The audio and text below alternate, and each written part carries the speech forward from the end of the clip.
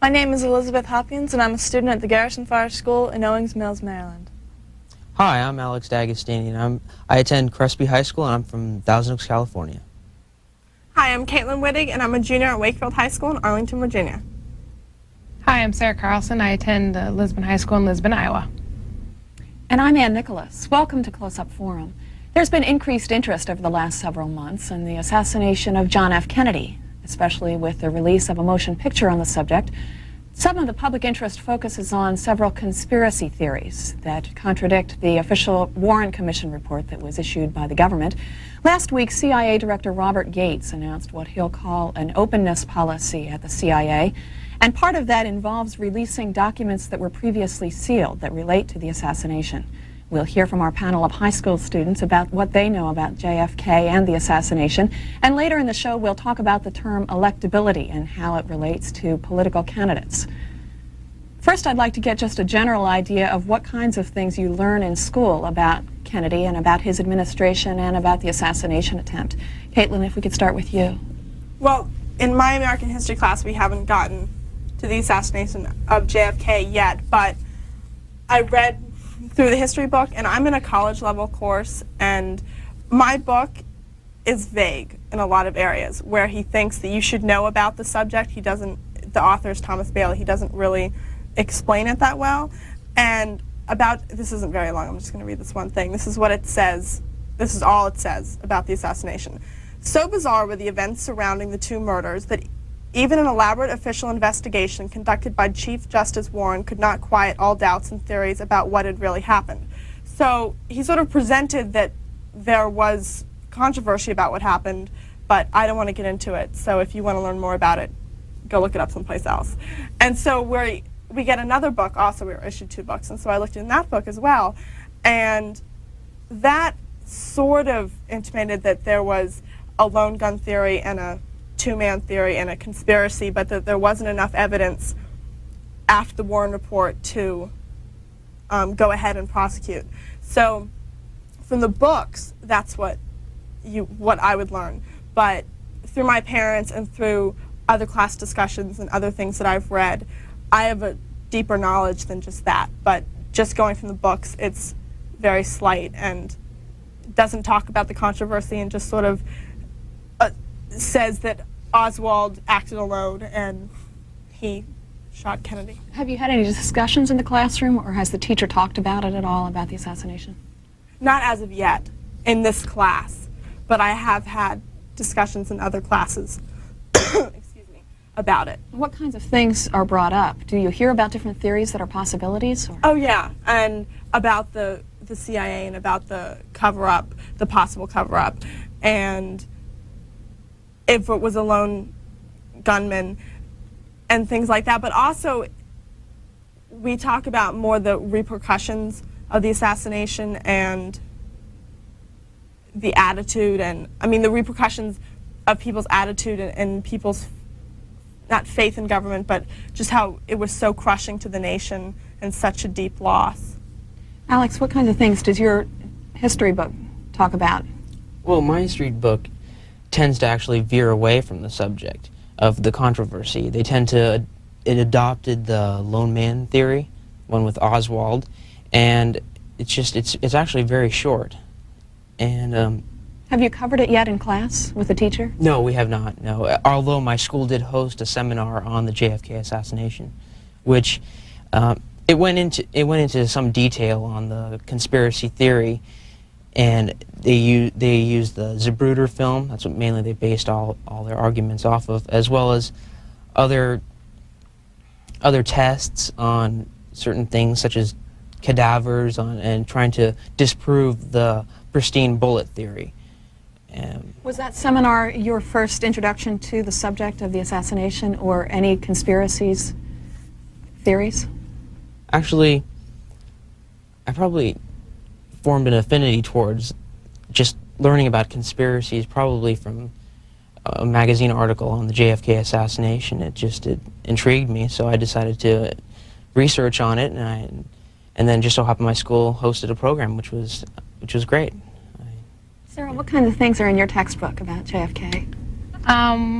Well, we studied it last year, so But we watched a movie. We watched about the assassination. We watched the movie of it, and it didn't say much about the controversy at all that's brought up now. So. Did it talk about the Warren Commission report? No, not really. Not very much. Did it have any information at all about the assassination then, or any definitive resolution to who did it or how it happened? Well, they had a picture of Johnson standing in the background with Oswald, and they thought that Johnson was in on it too. So they said something about that maybe, but that was about it, about the controversy. Did your teacher talk about it at all when you covered it? Mm-hmm. Yeah. And did that person introduce any other ideas that were not in the textbook? He said that he thought that there was more to behind it. He thought that the mafia and stuff was in on it too. I think it was too. I thought it was more than just a lone man. Did you learn more from another source than you did in school about this? And if so, what other ways have you been getting information on this? No, really, that's where I learned most about it. Okay. In school. How about you, Elizabeth? Well, unfortunately, we didn't get a chance to discuss it fully in our history class because we were all pressed for the advanced placement exam. But our history book, I did go over it, and it didn't talk that much about it. I think it would be hard for a history book to really make a definitive answer because no one else can. I mean, the Warren Commission gave its opinion, and that is accepted by our nation for the most part, but at least by the government, as the real truth.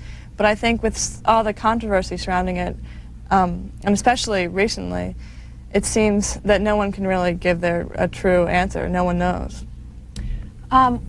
If there are no definite answers, or if this is still an open question, which some of you seem to be suggesting here, what would you say should be done? Do you agree with this release of documents? Is this one way to... I think that people like Oliver Stone, who made JFK, and I read an article by Gerald Ford, and everyone comes to different conclusions with information that they have now. And it's so opinionated and so emotional as to what you believe that if you're really angry with the government, it's very easy to believe that it was a government conspiracy. But if you have complete faith in the government, then you're going to tend not to believe that. So I think one way to get around that is to open up the files. If people are interested enough, curious enough, that they can go and read the files themselves and form personal opinions and everybody has the same information. So you're not dealing with people who only have some of the information, so they come to this conclusion, and then you have people that were on the Warren Commission, and so they come to different conclusions. But if you open everything up, then everybody's starting with the same base, so you have a clean slate to start with. I thought the JFK movie, or the Oliver Stone film, was really interesting in that it did open this debate, and it opened up all this new interest in the JFK assassination. But of course, it can't be taken as truth. It's a film. It's not a documentary even. It's just a feature film. So I think that it's good in that it opened up the interest in it. I think that the CIA files should be open, and I think that a lot of people will read them and are very interested in what they have to say. But there's always the question, well, how many of the files will be missing, and what information will be there, and what information will be left out or blacked out. But I think that it's good that they're addressing it and that they might open it. Should the government do another investigation into the assassination? No, I don't think so. I think that it's, although it's interesting, I don't think that it's recent enough to warrant another investigation. What will they do? Johnson's gone. They can't arrest him or the mob, so. Alex, what do you think? Well, I feel if the CIA actually had involvement in it, and they did release these papers to the public, I think it would be an atrocity, because if they did do that, how can we trust our government anymore? There would be uprisings and certain things. I mean, maybe this is just really speculating and being very idealistic, but I feel that it's actually very realistic if the CIA was involved in this conspiracy. Are you suggesting then that if the CIA were involved, that it would be better that we don't know that? Yes, yes, I'm saying that it would be better because I know for a fact that I would not be able to trust my government if that was the case. If they were involved in the assassination of our country's highest executive, I wouldn't feel safe. If they can assassinate the president, then it would be extremely simple to assassinate any other person. Would you not want to know then exactly who killed JFK if you think there's any doubt? I don't think the public should know, really. I don't really think they should find out, because there is the reasonable doubt that the CIA was involved. I mean, who's to say that they weren't? And if they were, again, I must say that there could be just mass confusion within our society, and who knows, resulting in civil strifes as well as murder, anything like that, just trying to get back at the government. There would be a loss of trust entirely. I disagree with that, actually, because I don't think the CIA is our central government in any shape or form. There's been a lot of talk recently with the end of the Cold War that the CIA might fall apart entirely. I think that if we opened up these files and we did find new information, even if it did point to the CIA, I don't think there's a problem with that. I don't think it would necessarily break the trust in our government. Our government has changed since 1963, and it's I don't think it's relevant. I don't think it will change the attitude of the people towards the government. It's just the CIA. I think maybe to some people it would change their attitudes, but I still agree with you in the fact that I don't think that that's a good reason to not give out information to the public. I mean, there are people now that think that it was conspiracy and completely blame the government, and they don't have the proof to do that. And so there are always going to be people believing that. So, but if we open up the files, then, I mean, I don't know what happened. So, but if we open up the files, and there's a chance that some of this will become more clear. And so I don't think that that's a good enough reason to leave everything in the air hanging like this. Even, I mean, 30 years afterwards, and this is still such a burning issue with people that it needs to be cleared up. Sarah, do you agree? Yeah, I agree with that. I think they should tell them. I mean, if they found out who did it, they should tell out, and if it causes problems, it's not going to totally throw out the government. I mean, we still have trust in the government. Would you suggest a reopening of the investigation into the assassination? No, not. I mean, I wouldn't. If it just comes up and someone finds something, yeah, that's fine, but I don't think we should go all the way back 20 years ago or 30 years ago, I guess. But let's say if Johnson was involved, then that would readily involve the executive portion of our government. Let's say if there were other people involved in this conspiracy. I mean, a conspiracy of this magnitude, obviously you need someone who's a very high-ranking official, either in the CIA, or it could even be our president, or our vice president then, excuse me. So I feel. Well, what if the government wasn't involved? And, I mean, I don't think it's right to assume that Johnson had to be involved and this was CIA government-infested conspiracy to kill the President of the United States, that maybe this would clear the government and it would instill some needed trust now. So I strongly agree that they should open the files. Even if the government was involved, I don't think that there would be mass uprisings as you suggest, just because I don't think it's necessary. And if the government was involved, I don't think, that doesn't make me very happy. I don't think it would make much of the public very happy. And I think that if the government was involved, then that would necessitate changes. And so that sort of thing can happen. I don't think it's right that it would have happened. So. But who's to say that the government wasn't involved? If that's what you said, if they found out that the government was involved, if they were, then I think that we need to change some things. We've talked about possible conspiracy theories here, but I was just curious what each of your views are on what you think really happened. Having read what you've read and heard what you've heard, and maybe seen the movie, if you have any feelings one way or the other, if there is a conspiracy, if you believe in the one-man gun theory.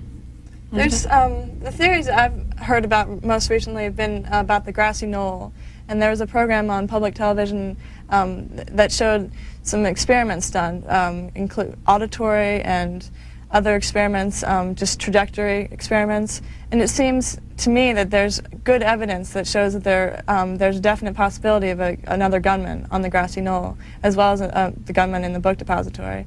So I think that would be most interesting to me if I were to get involved in the research for this. I saw the same program Liz was talking about, and I think it was Walter Cronkite, if anybody else has seen it. But I think that one of the really strong arguments in that was, I think it was this one, that they had a bullet, and they said that Oswald's one bullet went through Kennedy's brain and then through Connolly's rib. Magic bullet. Yeah, and they took a bullet of that strength. I'm not familiar with bullet terms. With that strength, whatever you call it, and did these tests that was like the equivalent of going through a brain and a bone, and one bullet couldn't do that. It just didn't work. The bullet was destroyed before it would reach Connolly's rib, and so I thought that physical fact sort of was the best argument that there had to have been two gunmen, along with the time restrictions or how long it takes to fire and aim this type of rifle. So I agree with her. Yeah, I feel that the lone gunman theory is totally preposterous. It's been proven that it's impossible for one man to shoot with that type of rifle, which was 30 years ago, and to cock the rifle and then take aim at a moving target, and from that structure, it's just impossible for someone to do it. Even the greatest marksman could not pull off a shot like that. I feel that definitely there was more than one person involved, and I think it's pointing towards the grassy knoll theory. I think that would give the clearest shot and to kill President Kennedy during that time. Sarah? I agree with that. I definitely don't think it was a one-man thing. I think someone was behind it. I'm not sure who, but. Our other topic today is a look at the term electability, which we've all heard used by political commentators and pundits to define some of the candidates who are now in the race for the presidential nomination and some other candidates. It's sometimes unclear what exactly they mean, but we asked each of you to come up with your definitions of what you think makes a candidate electable. And I'd like to go around and find out what you've come up with. Elizabeth? Well, I find electability to be a personal thing in each voter's mind. And for me, electability involves the issues rather than any hype or any other personal comments towards them. I think that the issues and the amount of background the candidate has behind him has more to say to me than any other hype could.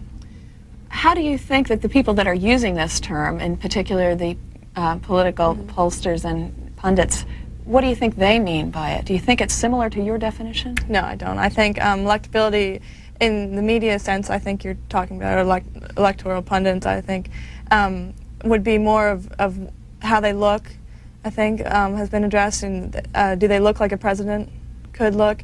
Do they have the charisma of a president? And do they have the moral respect of a president? That's, I think, the way that it's been used most often. Okay. Your definition? I think, excuse me, the media's definition is a superficial one of exactly what Liz said, who looks the best, who's like Clinton, supposedly electable. But I think personally, and we as a nation need to, Jefferson believed that if the masses were educated about the candidates, they would choose the right person, and that's why democracy would work. And I think we need to get back to that belief, that to stop worrying about what somebody looks like and how the charisma of someone, and get back to the basics of elections and of candidates, of what people stand for, their beliefs, their issues. Can I as a voter have faith in this person to put forth programs that we need, that the community needs? And once the media gets back to that, then the whole nation is going to follow, and we're going to get back to what's really important, the issues and beliefs, and whether we can trust this person to lead the country. So that would be your definition. I Can don't we really know if trust that was a definition, but I think I guess my definition of electability simply is what Liz said: do I agree with the person, with their issues and their beliefs? Sarah?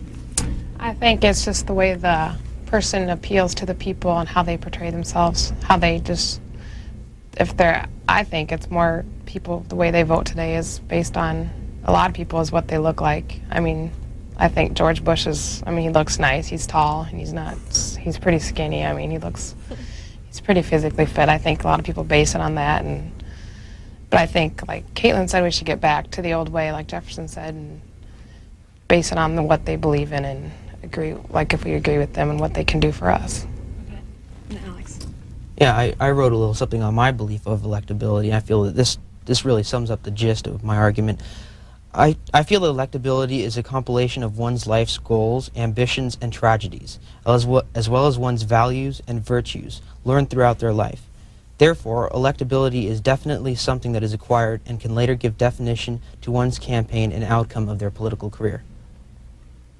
Okay. Sorry, Phil. Having said that, do you think that that is in line with what you believe to be the media's definition of electability? No, that's definitely not the media's definition. Theirs is, as Caitlin said, it's very, very superficial. Their definition. I go along with what my definition is. I feel that it's everything you've learned throughout life. All the people who've influenced you, everyone, they add to your, whether you're planning on campaigning for something or whatever you're planning on doing. It all depends on who influences you, whether it's your parents, your friends, or what you do, and whatever. Well, we have 4 definitions, none of which match what you think the media means by it. But would you suggest that the media stop using it or define it or change the way they use it? The media needs to stop using it because they have such immense control over what people think. And just because they were saying that Bill Clinton is electable, so that's why we're going to vote for him. But as soon as like the flowers thing came out, like things like that, then the press started saying, well, maybe he's not electable. So people stopped looking at him and people looked to Tsongas. But now the media is saying, well, maybe Tsongas isn't electable because he's not charismatic enough. Why should the media decide for the voters whether they want this person? I mean, the media's job is to inform, and they should stop saying who's electable and just tell us what the people think, and then let us decide if we think they're electable, or the voters, since I'm not voting yet. Do you think that they're using this term has some effect on voters? Yes, great effect. I agree. I think the media could do well to stay more objective rather than subjective in their examinations of the candidates. Do you think that most people, generally voters, would understand what's meant by the media using this term, what the media means by it? What do you mean? If they heard a columnist say someone so-and-so is electable, do you think that they would know what that meant? I don't think so. I think that's probably where the difference comes in with people being influenced by the media. If they don't understand what that means, they may think, well, maybe his ideas aren't as good as I judged them to be, and maybe it's not. And they're not thinking about the media judging his electability on his style or his flair. I think that could influence voters. Do you think that a candidate could change from being electable to being unelectable, or vice versa? Yes, I feel that way, especially, excuse me, if you look at the media, if you just read their reports, I feel that they tend to veer towards being very biased at times, and they don't give a candidate a fair chance, and they know that they have millions of subscribers with all the newspapers. They know that people are going to read that, and they're going to form their opinion most likely based off of what they read. And sometimes it's not the truth, really. It's not quoted as the truth what that candidate said. Sometimes it's twisted, and I feel that they should at times just try and maintain that sense of, I feel, integrity by staying neutral, not biased like that. It's very unfair for the people. Sarah, if someone were labeled unelectable, a candidate, do you think they could overcome that with the voters and actually win a primary or win a general election? It'd be really hard, but if they campaign maybe a lot in the area where the people were most against them, maybe they could. It'd be really hard, though, for them to do it. It'd be, because mainly, I mean, the media is going to have a great effect on the people. Okay, we just have a few minutes left, but we do ask you to play news editor at the end of the program and come up with a story. This week we'd like you to talk about a story that you think was unreported, that deserved a little more media attention than it got this week. And we'll start with you, Alex. Well, I know one story is that at the moment CIA intelligence has reported that North Vietnam has nuclear capabilities right now. They're capable of building a nuclear bomb, and I feel that that really imposes a threat, and that should be taken care of immediately before they attack or anything. Who knows their objective right now? But I feel that that should definitely be looked into, and the people should be warned about that. Okay, that they are working toward getting nuclear capability. Yes, and the people, yeah, I believe that way, and I think the president should look into that, definitely. Okay. Sarah? Mine was how they had the New Hampshire caucus or primary.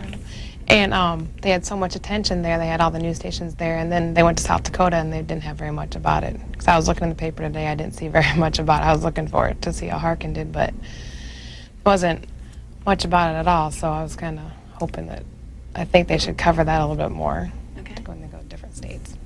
Caitlin?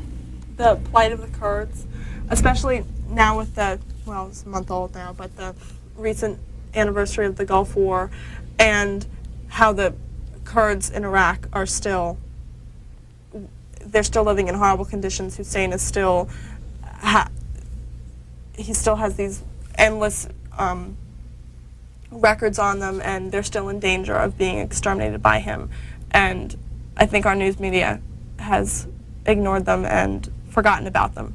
And I think we need to remember them, especially since we encouraged them to overthrow Hussein and then did nothing about that. So I think we definitely need to remember them. Okay. Elizabeth? Well, there was a very small article in the New York Times about a Japanese-American businessman in Los Angeles who was murdered after a racist death threat was made about a couple days before his murder. And then they went on to discuss Japanese-American Girl Scouts who were treated very poorly while trying to sell their cookies. And people were saying, you know, I only buy American. And I think that shows sort of this new trend in the United States with this Japan bashing. I think it's really terrible, and I think the media has a lot to do with it. The media has been addressing it and saying, you know, showing all these comments of Japanese officials about the American workers, and I think that I think they can be held responsible for a lot of this new Japanese bashing. Do you think the media could do anything to stop that problem?